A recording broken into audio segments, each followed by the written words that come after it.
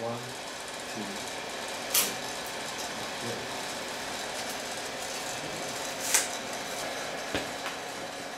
3. I'm Walter Arnold. I'm a sculptor and stone carver.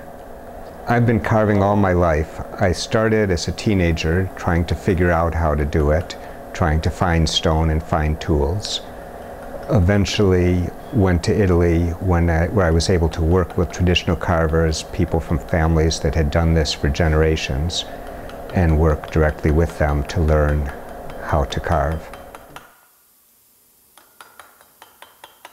You know, when the tradition was done in the ancient times, they didn't necessarily view it as tradition. They viewed it as that's what their life is and how they did it, and traditions would adapt and change with the times.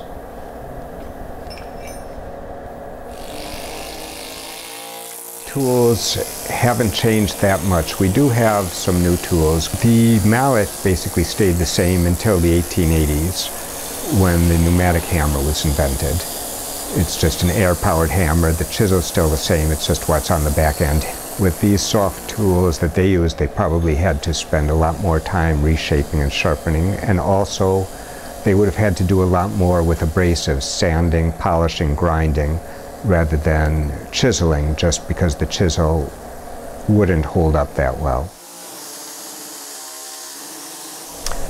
This chisel has a stamped or engraved mark of the king or the pharaoh in it.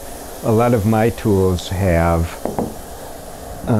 names stamped in them, and those would have been either the name of the carver who owned them or of the carving shop of the company that owned the tools.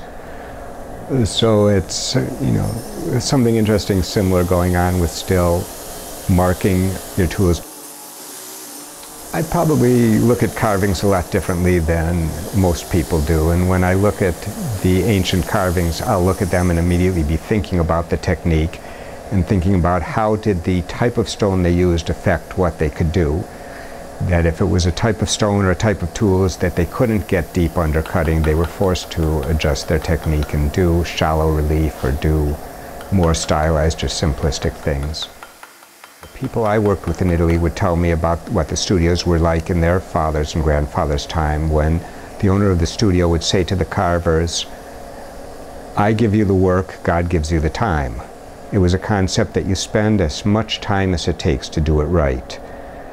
And we don't really have that luxury or attitude in any field now. It's all, you know, time is money.